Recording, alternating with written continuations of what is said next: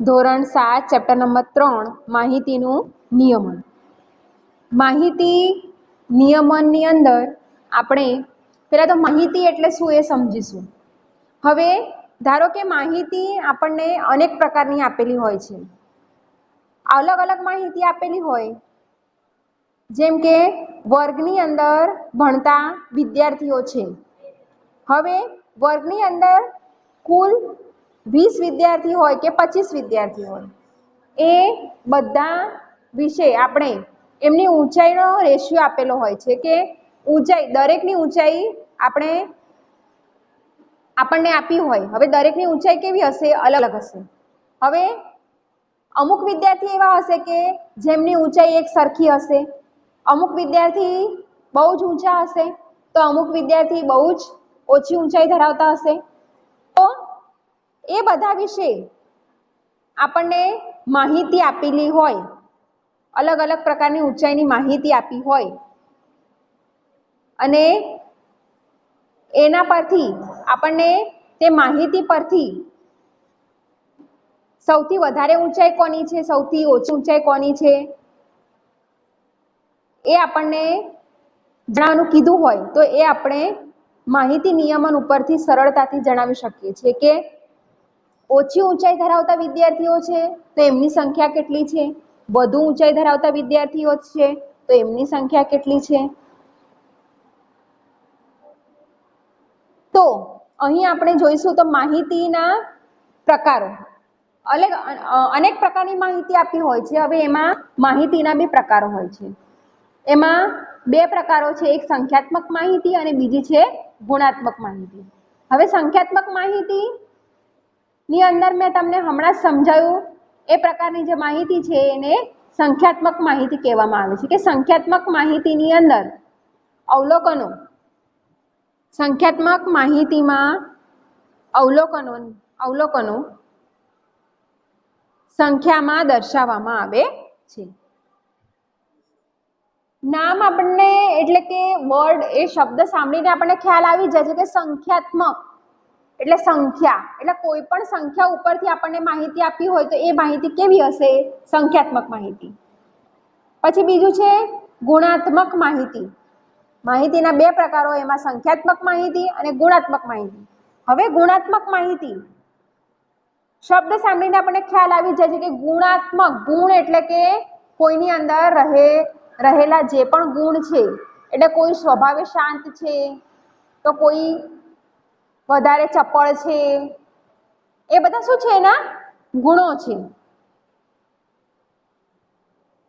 તો એ પ્રકારની જો માહિતી આપી હોય તો એને ગુણાત્મક માહિતી. ધારો કે આપણને કેટલાક ફળોની યાદી આપી હોય અને એમાં અમુક ફળો હોય એ ખાટા ગુણ ધરાવતા હોય, અમુક ફળ મીઠા ગુણ ધરાવતા હોય છે, અમુક તુરા હોય છે.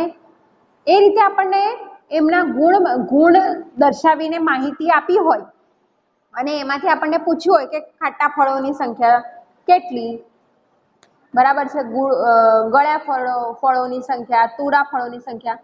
તો એ બધી જે થઈ એ આપણે ગુણ ઉપરથી એને અલગ તારવવાના છીએ. એટલે એ પ્રકારની માહિતીને આપણે કઈ માહિતી કહીશું? તો એ પ્રકારની માહિતી જે છે એને આપણે ગુણાત્મક માહિતી કહીશું. હવે માહિતીનું પ્રતિનિધિત્વ કરનાર મૂલ્યો 3 પ્રકારના છે. માહિતી તો મળી ગઈ, પણ હવે એ માહિતીમાં આપણે શોધવાનું શું છે? માહિતીમાં તારવવાનું શું છે આપણે? તો એનું પ્રતિનિધિત્વ એટલે લીડરશિપ જેને કહીએ. તો હવે એ પ્રતિનિધિત્વ કરનાર મૂલ્યો 3 પ્રકારના છે. એટલે આપણે એ માહિતીની અંદર શું શોધવાનું હોય છે? તો માહિતી ઉપરથી આપણે મધ્યક, મધ્યસ્થ અને બહુલક શોધી શકીએ છીએ. માહિતી ઉપરથી મધ્યકને આપણે સરાસરી પણ કહી શકીએ છીએ. મધ્યક એ જ સરાસરી. તો આપણે માહિતી ઉપરથી મધ્યક, મધ્યસ્થ અને બહુલક શોધી શકીએ છીએ. આ ત્રણેય માપનને, આ જે ત્રણેય માપન એટલે આ જે 3 વસ્તુ મેં તમને હમણાં કીધી, મધ્યક, મધ્યસ્થ અને બહુલક, એમને મધ્યવર્તી સ્થિતિના માપ કહેવામાં આવે છે। એ શું છે? મધ્યવર્તી સ્થિતિના માપ છે। માહિતીના મહત્તમ મૂલ્યોમાંથી લઘુત્તમ મૂલ્ય બાદ કરતા માહિતીનો વિસ્તાર મળે છે। હવે માહિતીનો વિસ્તાર શોધવો હોય તો શું કરવાનું? જે મહત્તમ મૂલ્ય આપ્યું હોય એમાંથી લઘુત્તમ મૂલ્યને બાદ કરવાનું। હવે તમે કહેશો મહત્તમ અને લઘુત્તમ તો આ તો શું છે? તો મહત્તમ એટલે વધારેમાં વધારે અને લઘુત્તમ એટલે ઓછામાં ઓછું। હવે મેં તમને પહેલા જ ઉદાહરણ આપ્યું એવી રીતે વર્ગખંડની અંદર વિદ્યાર્થીઓની ઊંચાઈ આપણને આપી દીધી હોય તો હવે એમાંથી વિસ્તાર જો શોધવાનું કીધું હોય આપણે તો આપણે શું કરીશું? સૌથી વધારે જેની ઊંચાઈ છે એમાંથી આપણે સૌથી ઓછી ઊંચાઈ ધરાવતા વિદ્યાર્થીને બાદ કરી દઈશું। એટલે ધારો કે સૌથી વધારે ઊંચાઈ ચલો 150 હોય અને સૌથી ઓછી ઊંચાઈ 110 હોય તો આપણે 150 માંથી 110 બાદ કરી દઈશું। એટલે આપણને વિસ્તાર માહિતીનો પ્રાપ્ત થાય છે। પછી છે માહિતીની સરાસરી દરેક અવલોકનોથી નાની અથવા તો અવલોકનો જેટલી હોય પરંતુ મોટી તો હોય નહીં। એટલે કે માહિતીની જે સરાસરી મળે છે, જે મધ્યક આપણને મળે છે એ કેવી હોય છે કે દરેક અવલોકનોથી કેવી હશે? નાની હશે અથવા તો અવલોકનો જેટલી જ હશે, પરંતુ એ કેવી હશે? મોટી હશે નહીં। એટલે આપણને જે છેલ્લે જે જવાબ મળે છે મધ્યકનો એ આ પ્રકારનો હશે। હવે મધ્યક, તો મધ્યક શોધવા માટે આપણને શું કરવાનું છે? તો મધ્યક કઈ રીતે શોધી શકાય? તો મધ્યક શોધવા માટે આપેલ પ્રાપ્તાંકોના સરવાળાને પ્રાપ્તાંકોની કુલ સંખ્યા વડે ભાગતા માહિતીની સરાસરી મળે છે। હવે પ્રાપ્તાંકો આપેલા હોય એટલે ધારો કે આપણે દરેક વિદ્યાર્થીઓની ઊંચાઈ, ધારો કે 5 વિદ્યાર્થીઓની ઊંચાઈનો આપણે મધ્યક શોધવાનો કીધો હોય વર્ગની અંદર રહેલા, તો આપણે શું કરીશું કે જે 5 વિદ્યાર્થીઓ છે એમની જે આપણને ઊંચાઈ આપી છે, જેટલી પણ આપી હોય 110, 115, 112, 111, 120, એ 5 વિદ્યાર્થીઓની ઊંચાઈનો આપણે શું કરીશું? ત્રણેય એ જે કિંમતો આપી છે એ ત્રણેયનો આપણે સરવાળો કરીશું અને એના ભાગ્યા 5 કરીશું, જે કુલ સંખ્યા છે એ, અને એના પરથી આપણને જે મળે છે એને શું કહેવામાં આવે છે? મધ્યક કે સરાસરી કહેવામાં આવે છે। પછી આવે છે મધ્યસ્થ। મધ્યસ્થ કોને કહીશું? તો આપેલી માહિતીને ચડતા ક્રમમાં ગોઠવતા બરાબર વચ્ચે રહેલો પ્રાપ્તાંક એ માહિતીનો મધ્યસ્થ છે। હવે ધારો કે આપણને માહિતીની અંદર 7 અંકો આપ્યા હોય, બરાબર છે? 5, 6, 7 એવી રીતે કેટલા બી 7 અંકો આપણને આપ્યા હોય અલગ અલગ, એ 7 અંકોને આપણે શું કરવાના છે? ચડતા ક્રમમાં પહેલા તો ગોઠવવાના છે, અને એ ચડતા ક્રમમાં ગોઠવ્યા પછી આપણને જે વચ્ચેનો જે અંક મળે એને આપણે શું કહીશું? મધ્યસ્થ કહીશું। આપણે આગળ દાખલા ગણીશું એટલે એ વસ્તુ તમને ખ્યાલ આવશે કે કોને મધ્યસ્થ કહેવામાં આવે છે। પછી આવે છે બહુલક। તો આપેલી માહિતીમાં એકથી વધારે વખત આવતો, પુનરાવર્તન પામતો પ્રાપ્તાંક એ શું છે? માહિતીનો બહુલક છે। હવે માહિતીમાં બહુલક એક કરતા વધારે હોઈ શકે છે। આપણને પૂછાય કે માહિતીની અંદર કઈ વસ્તુ વધારે હોય છે, બરાબર છે? તો એને આપણે શું કહીશું કે બહુલક જે હોય છે એ માહિતીમાં વારંવાર આવી શકે છે। એટલે ધારો કે કોઈ માહિતી આપી હોય એમાં ધારો કે 2 અંક છે કે 3 અંક છે એ વારંવાર આવતો હોય તો એને આપણે શું કહીશું? 3 કહીશું કે 2 કહીશું, બરાબર છે? હવે ધારો કે 2 આંકડા પ્રાપ્તાંકોની અંદર જે માહિતી હોય એ જે 2 પ્રાપ્તાંકો છે, ધારો કે 3 અને 4 છે, એ વારે ઘડીએ આવતા હોય આપણને જે માહિતી આપી છે, તો એ જે પ્રાપ્તાંક છે 3 અને 4 એને આપણે શું કહીશું? બહુલક કહીશું। એટલે બહુલક આપણને અનેક મળી શકે છે, બહુલક વધારે, એક કરતા વધારે હોઈ શકે છે। આ આપણે માહિતીના નિયમન વિશે પ્રાથમિક માહિતી આ આપણે મેળવી। એની અંદર જે વિશેષ હજી વધારે આવશે એ આપણે જેમ જેમ આગળ સ્વાધ્યાય કરીશું તેમ તેમ આપણે એ જાણીશું, વધારે માહિતી એના વિશે મેળવીશું. હવે આજે આપણે ભણીશું સ્વાધ્યાય, એના પછી 3.1. 3.1 ની અંદર આપણને આપ્યું છે તમારા વર્ગમાં કોઈ પણ 10 વિદ્યાર્થીઓની ઊંચાઈનો વિસ્તાર શોધો. હવે આપણા વર્ગમાં કોઈ પણ, હવે આપણને જે ઊંચાઈઓ છે એ આ પ્રકારની આપી છે. 10 વિદ્યાર્થીઓની ઊંચાઈ મેં લખી છે 110, 150, 130, 120, 111, 116, 119, 115, 114 અને 120. આ મેં 10 વિદ્યાર્થીઓની ઊંચાઈ લખી છે. હવે આ જે બધા પ્રાપ્તાંકો છે એને મારે ચડતા ક્રમમાં ગોઠવવાના છે. તો અહીં બધાને ચડતા ક્રમમાં ગોઠવી દીધા. 110, 111, 114, 115, 116, 119, 120, 120. બે વખત 120 હોય એટલે આપણે બે વખત લખવા પડે ચડતો ક્રમ હોય તો. જેટલી વખત જેટલા અંકો આપ્યા હોય એટલી વખતે આપણે એને લખવા પડે છે. પછી 130 અને 150. હવે અહીંયા આપણને શું કીધું છે કે માહિતીનો આ જે ઊંચાઈ આપી દીધી આપણને, તો એનો આપણે વિસ્તાર શોધવાનો છે. તો વિસ્તાર શોધવા માટે આપણે શું કરીશું કે આ જે મોટી સંખ્યા છે એમાંથી આપણે નાની સંખ્યાને બાદ કરી દઈશું. તો આની અંદર સૌથી મોટી ઊંચાઈ જે છે એમાંથી આપણે સૌથી નાની ઊંચાઈને બાદ કરીશું. સૌથી મોટી ઊંચાઈ કઈ છે? 150. હવે એ 150 માંથી આપણે એને બાદ કરી દઈશું, જે સૌથી નાની સંખ્યા છે એની. તો સૌથી મોટી સંખ્યા કઈ છે? 150. અને સૌથી નાની આપણે ચડતા ક્રમમાં ગોઠવીએ એટલે આપણને ખ્યાલ આવી જાય છે કે સૌથી મોટી સંખ્યા કઈ અને સૌથી નાની સંખ્યા કઈ. સૌથી પહેલા જે હોય એ સૌથી નાની સંખ્યા આવે અને સૌથી છેલ્લે જે હોય એ સૌથી મોટી સંખ્યા હશે.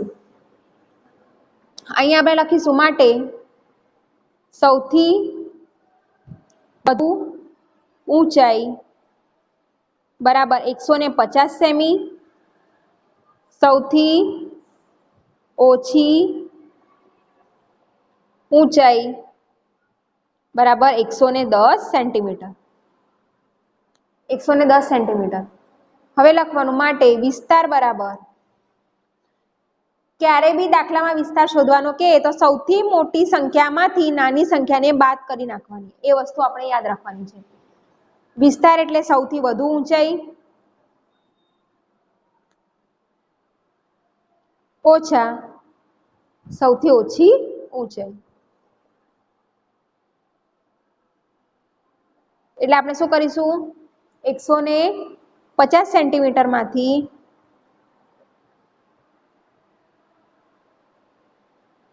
110 સેન્ટીમીટર બાદ કરી દઈશું. 150 માંથી 110 ગયા એટલે કેટલા આવશે? 40 સેન્ટીમીટર. તો માહિતીનો વિસ્તાર આપણને કેટલો મળ્યો? 40 સેન્ટીમીટર. આ આપણો આન્સર, જવાબ. પછી આગળ આપણને પ્રશ્ન નંબર 2 આપ્યો છે કે કોઈ વર્ગના એક મૂલ્યાંકનમાં મેળવેલ નીચે દર્શાવેલ ગુણને કોષ્ટકમાં દર્શાવો. હવે આપણને પ્રશ્ન નંબર 2 ની અંદર અહીંયા કેટલાક ગુણ આપ્યા છે,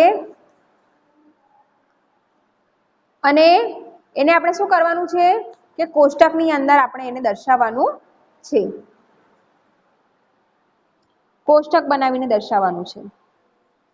એમાં આપણને ગુણ આપ્યા છે 4, 6, 7, 5, 3, 5, 4, 5, 2, 6, 2, 5, 1, 9, 6, 5, 8, 4, 6 અને 7.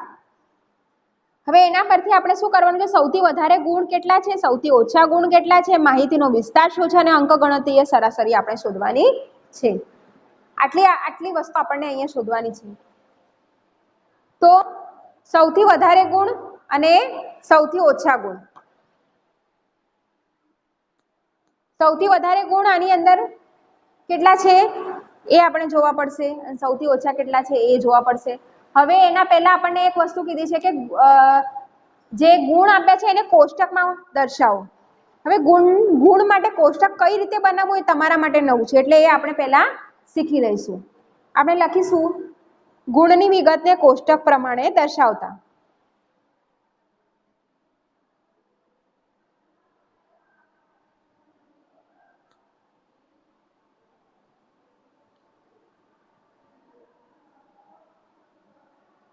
કોષ્ટક પ્રમાણે દર્શાવવાનું છે એટલે સૌથી પહેલા આપણે અહીંયા લખીશું કે ગુણ. અહીંયા બધાને જે ગુણ આપે છે એ 1 થી 9 ગુણ એમને મળેલા છે. પછી અહીંયા લખીશું આવૃત્તિ ચિહ્ન. આવૃત્તિ ચિહ્નો આપણે છઠ્ઠા ધોરણની અંદર પણ શીખી ગયા છીએ. અને અહીંયા શું લખીશું? આવૃત્તિની સંખ્યા.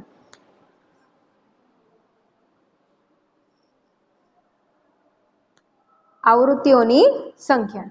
હવે ગુણ છે તો અહીંયા કેટલા ગુણ વિદ્યાર્થીઓએ મેળવેલા છે? તો 1 થી 9 ગુણ અહીંયા વિદ્યાર્થીઓએ મેળવેલા છે. એટલે આપણે ગુણમાં અહીંયા નંબર નાખીશું 1 2 3 4 5 6 7 8 9 અને 10. પછી આવૃત્તિ ચિહ્નો આપણે દર્શાવવાના છે. તો જેને 1 ગુણ મેળવેલો છે એવો એક જ વિદ્યાર્થી છે, એટલે આપણે આવૃત્તિ ચિહ્નમાં અહીંયા આવી રીતે એક લીટી દોરવાની છે. અને વિદ્યાર્થીઓની સંખ્યામાં પણ આપણે કેટલી લખીશું? 1. પછી 2 ગુણ મેળવેલા વિદ્યાર્થીઓની સંખ્યા 2 છે, એટલે આપણે અહીંયા આવૃત્તિ ચિહ્નને 2 દોરીશું અને વિદ્યાર્થીઓની સંખ્યામાં 2 લખીશું. પછી છે 3 ગુણ મેળવનારા વિદ્યાર્થી. અહીંયા ગુણ જોવાના. હવે આ 3 ગુણ છે તો 3 ગુણ કયા વિદ્યાર્થી? તો માત્ર એક જ વિદ્યાર્થીએ 3 ગુણ મેળવ્યા છે, એટલે આપણે અહીંયા આવૃત્તિ ચિહ્નમાં એક આવૃત્તિ દોરવાની અને અહીંયા 1 લખવાનું. પછી 4 ગુણ મેળવનારા વિદ્યાર્થી 3 છે, તો આપણે અહીંયા 1 2 અને 3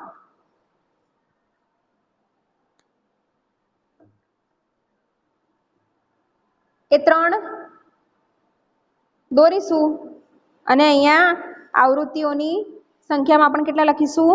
3.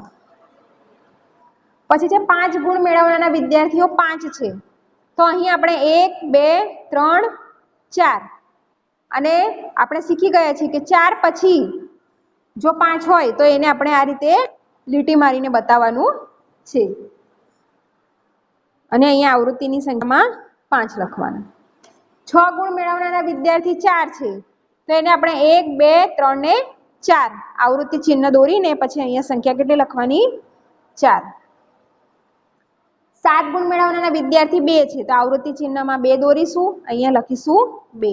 8 ગુણ મેળવનાર 1 છે, અહીંયા 1.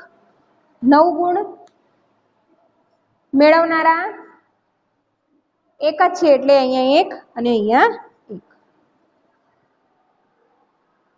આ આપણું આવૃત્તિ કોષ્ટક આ રીતે તૈયાર થાય છે. 9 ગુણ છે એટલા માટે આપણે 9 ગુણ સુધી જ કરવાનું છે. હવે આપણે પહેલો જે પ્રશ્ન છે એ સોલ્વ કરી દઈશું. સૌથી વધુ ગુણ મેળવનાર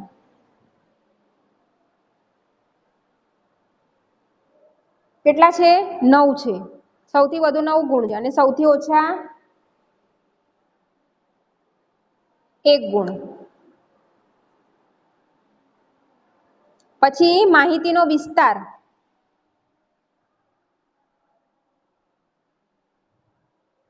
એટલે શું કરવાનું છે? વધુ ગુણમાંથી ઓછા ગુણને બાદ કરવાનું છે. તો શું કરીશું? 9 ઓછા 1 બરાબર 8 ગુણ. પછી છે અંકગણિતીય સરાસરી.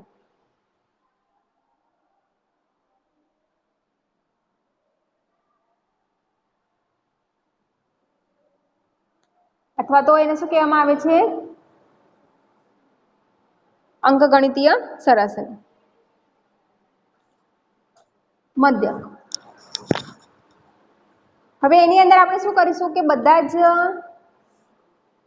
આ જે અંકો આપ્યા છે એનો આમ તો આપણે સરવાળો કરવાનો, પણ આપણે આ આવૃત્તિ ચિહ્ન મેળવી લીધા છે એટલે આપણે ખ્યાલ આવી જ ગયો છે કે કોણ વધારે છે અને કોણ ઓછા છે. તો હવે અહીંયા આપણે કઈ રીતે કરવાનું છે? તો 1 ગુણ કેટલી વખત છે? તો 1 વખત, એટલે આપણે શું કરીશું? 1 ગુણ્યા 1. પછી વત્તા 2 વખત છે એટલે 2 ગુણ્યા 2. વત્તા 3 એક જ વખત છે એટલે 3 ગુણ્યા 1. વત્તા 4 3 વખત છે એટલે 4 ગુણ્યા 3. વત્તા 5 5 વખત છે એટલે 5 ગુણ્યા 5. 6 4 વખત છે એટલે 6 ગુણ્યા 4 વત્તા 7 2 વખત છે એટલે 7 ગુણ્યા 2 વત્તા 8 એક વખત છે એટલે 8 ગુણ્યા 1 વત્તા 9 એક વખત છે એટલે 9 ગુણ્યા 1 અને છેદમાં જેટલા પ્રાપ્તાંકો છે એટલા ટોટલ 20 પ્રાપ્તાંકો આપણને આપ્યા છે તો આપણે 20 છેદમાં લખવાના છે. હવે આ એક સાથે 1 વત્તા 4 આનો ગુણાકાર કરીશું એમ લખવાનું વત્તા 3 વત્તા 12 વત્તા 25 વત્તા 6 24 વત્તા 7 દુ 14 8 એકા 8 અને 9 એકા 9 એના છેદમાં 20 સરવાળો કરીશું તો આપણને મળશે 100 એના છેદમાં 20 એટલે કેટલા આવશે આપણો જવાબ 5 ગુણ. એ શું છે સરાસરી બરાબર 5 ગુણ.